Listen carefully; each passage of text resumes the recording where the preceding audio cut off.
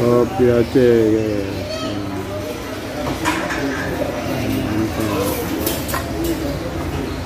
Nikmatnya tiada tara kopi Aceh. Ngantuk pun hilang.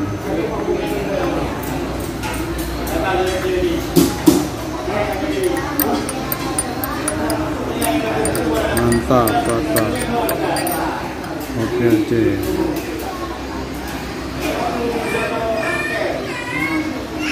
Nikmat tiada tara.